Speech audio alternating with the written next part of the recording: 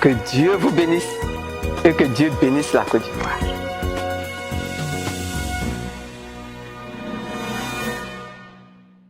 Bienvenue, mesdames et messieurs. Je sais que vous me voyez. L'imputrescible et l'idiocyclophane, Madame Simone Yves Gbagbo.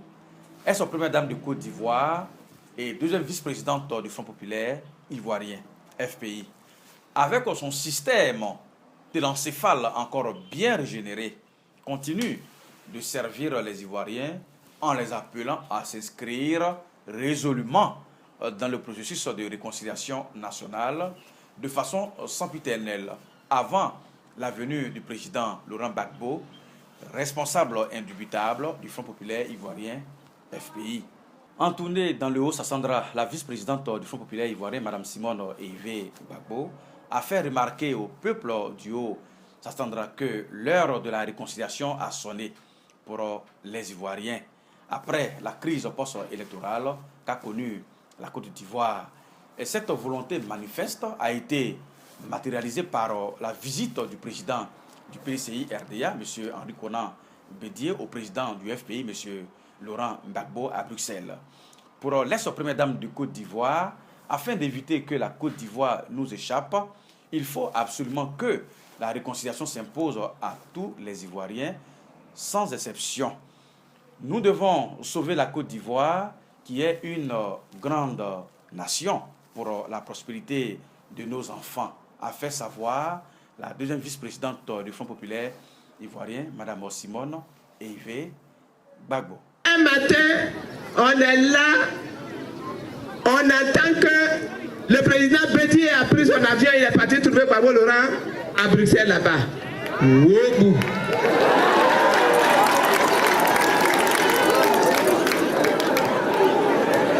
PDCI qu'on connaît ici là.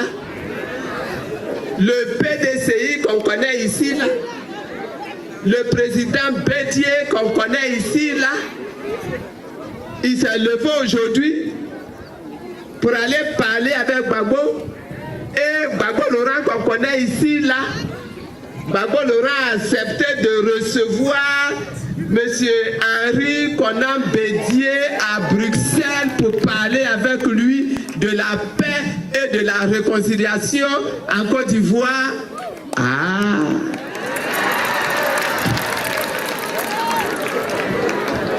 Donc ce n'est plus amusement d'enfants, messieurs les chefs.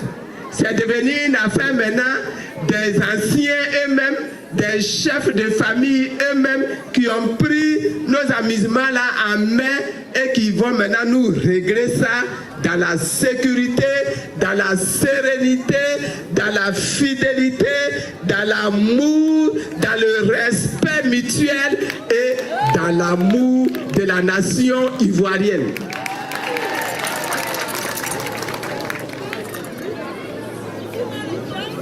Celui qui croit que les FPI et le PDCI sont maintenant devenus un même parti qui vont se mettre ensemble, créer les mêmes comités de base à Zaïbo ici, c'est qu'il n'a pas encore compris le débat.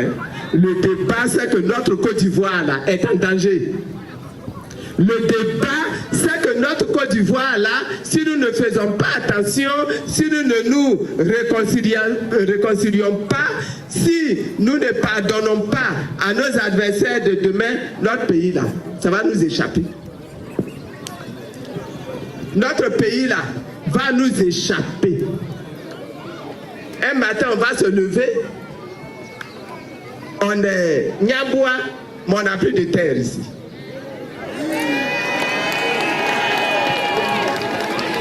On a nié des bois quelque part là-bas, mais on n'a plus de terre.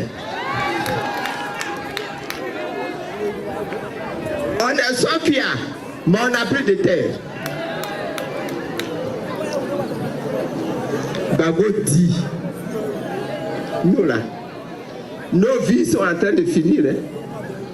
Moi qui vous parle là, j'ai déjà dépassé 70 ans. Il me reste combien d'années encore à vivre? Mais devant là, les enfants que j'ai mis au monde, les petits-enfants que mes enfants m'ont donnés, quand je ne serai plus là, ils vont vivre où? Ils vont vivre où? S'ils n'ont plus les terres, s'ils n'ont plus les plantations, s'ils n'ont plus les forêts, si d'autres personnes sont venues prendre à leur place, quelle Côte d'Ivoire nous allons laisser? Babo Laurent va arriver, non? On est sûr qu'il va revenir. Il est en route en train de venir. Mais quand il va arriver ici, quelle Côte d'Ivoire il va trouver? Quelle Côte d'Ivoire nous allons lui montrer? Quelle Côte d'Ivoire nous allons lui présenter? Voilà le problème. Et c'est ce problème-là que Gbagbo a compris, que Bédi a compris, et c'est à cause de ça que les deux là ont décidé, dès à présent, qu'il faut travailler pour que les cœurs qui étaient remplis de colère, remplis de souffrance, remplis d'amertume, que les cœurs là se calment, que les cœurs là s'apaisent, que les cœurs là se réconcilient. Si la vacuité et les babillages marchent avec certains, Mme Simone Evé Gbagbo, quant à elle, prend le dessus et prêche le pardon, l'oubli, la paix et la réconciliation dans tout le pays pour ne pas paraître comme désastre. La cofondatrice et la deuxième vice-présidente du FPI, Mme Simone Evé Gbagbo, a saisi l'occasion pour rappeler aux différents organes de son parti d'occuper le terrain en vue de prendre part aux différentes actions qui seront menées dans le cadre de l'organisation des prochaines élections en Côte d'Ivoire pour assurer une victoire écrasante du Front populaire ivoirien au soir du 31 octobre 2020. Nous voyons le pays comment il est là aujourd'hui. Et nous sentons tous en nous le besoin de nous réintéresser de la gestion politique de notre pays là. Il faut que nous reprenions en main la gestion politique de la Côte d'Ivoire.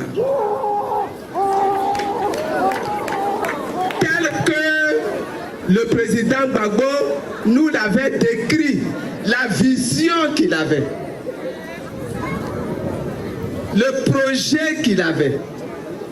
Il faut que nous puissions reprendre ça. Mais à cause de ça, il est important que désormais le Front populaire ivoirien retourne aux élections. L'ex-première dame, Mme Simone Evé Gbagbo, a annoncé au cours de sa tournée dans le Haut-Sassandra de la participation de son parti, le Front populaire ivoirien, FPI, aux différentes élections qui vont se dérouler en cette année 2020 en Côte d'Ivoire, à commencer par la présidentielle, les législatives, les municipales et les régionales. L'ex-première dame, Mme Simone Evé Gbagbo, a indiqué à cet effet à son auditoire que pour le bon déroulement du scrutin, les discussions ont repris entre le pouvoir et l'opposition pour l'organisation d'élections transparentes et équitables. Je suis venu vous annoncer qu'à partir de maintenant, là, le Front populaire ivoirien repart pour faire les élections. Donc, nous aurons des candidats. Nous aurons notre candidat au présidentiel. Nous aurons nos candidats aux législatives. Nous aurons nos candidats aux municipales. C'est pour ça que depuis, vous avez entendu et vous entendez que déjà au niveau d'Abidjan, les discussions et les confrontations ont commencé pour que nous ayons des textes et des organes qui soient propres. Pour que quand on va avoir les élections là, on n'ait plus les problèmes que nous avons connus en 2010. En 2010, on nous a imposé des textes, une CEI qui n'était pas du tout une bonne CEI, et ça a amené ce que nous connaissons. Nous disons, la CEI là, elle doit être réformée. Bon, ceux qui ne veulent pas là ont couru déjà devant. Et ils ont fait quelques petites modifications. Et ils ont voté une nouvelle loi de la CEI à l'Assemblée nationale, au Sénat. Et la loi même a été déjà promulguée par le chef de l'État. Mais nous disons, le texte là, qui a été voté là, de la CEI là, ce n'est pas un bon texte. Ce n'est pas encore le bon texte.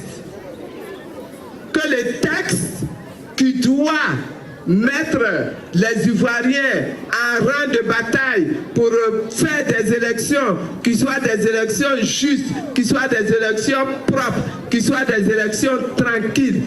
Ce texte-là, il doit être un texte consensuel. Ce texte qu'on a là, ce n'est pas un texte consensuel. Donc il faut retourner au travail. Il faut revoir ce texte-là. Et nous appelons aux discussions et au dialogue tous ceux qui sont concernés, qui se sentent concernés par les élections en Côte d'Ivoire. Eux tous. Nous devons réformer les textes qui organisent les élections. Mais nous devons réformer le listing électoral pour que tous ceux qui ont le droit de vote puissent être inscrits sur les listes. Et que tous ceux qui n'ont pas de droit de vote puissent être sortis des listes. Nous devons revoir le découpage électoral. Toujours dans le Haut-Sassandra, la deuxième vice-présidente du Front populaire ivoirien, Mme Simone Evé Gbagbo, accompagnée d'une forte délégation de la direction de son parti, a tenu à réaffirmer sa reconnaissance et sa loyauté envers les populations de la région du Haut-Sassandra qui n'ont ménagé aucun effort pour venir la saluer et lui exprimer leur compassion à travers des prières après sa sortie de prison en août 2018. Aussi, l'ex-première dame, Mme Simone Evé Gbagbo, n'a pas manqué de réitérer sa confiance au peuple du Haut-Sassandra qui est resté toujours dans la prière pour le président Laurent Gbagbo malgré les nombreuses souffrances vécues. Quand je suis sorti de l'école de gendarmerie le 8 août 2018, j'ai reçu la visite des populations de toute la Côte d'Ivoire. Le Haut-Sassandra s'est déplacé jusqu'à Abidjan pour aller me saluer, pour aller me souhaiter la bienvenue, pour aller prier pour moi, pour aller prononcer des bénédictions sur ma vie. Et ça m'a tellement touché que j'avais promis à mon tour que quand je serais un peu retapé là, j'allais venir moi-même dans les villages pour vous saluer, pour vous remercier et pour vous féliciter pour votre grand cœur. J'ai appris quand j'étais en prison que malgré tout ce que vous avez souffert, malgré tout ce que vous avez vécu, vous avez continué de prier pour le président Laurent Gbagbo. Et lui-même l'a appris là-bas. Et ensemble, nous avons mêlé nos prières. Et nous avons dit qu'en Côte d'Ivoire, là, il se passe quelque chose de spécial avec Dieu lui-même. Nous avons souffert, c'est vrai. Mais Dieu est resté à nos côtés. Il a veillé sur nous. Madame Simone Evé Gbagbo, vice-présidente du FPI, a reçu le 24 janvier dernier l'Allemand Conny Reuter, représentant de l'Alliance progressiste, une association regroupant les partis politiques d'obédience sociale. Monsieur Reuter, qui conduisait une forte délégation, a déclaré qu'ils sont venus présenter leurs vœux de nouvel an à l'ex-première dame de Côte d'Ivoire, Mme Simone Eivé Gbagbo. La deuxième vice-présidente du FPI, Mme Simone Eivé Gbagbo, il faut le dire, comme une vassale dans sa démarche pour une Côte d'Ivoire nouvelle et réconciliée de manière métaphorique. Fin de cette édition spéciale. Merci de nous avoir suivis. On se retrouve dans une semaine. Que Dieu vous bénisse et que Dieu bénisse la Côte d'Ivoire.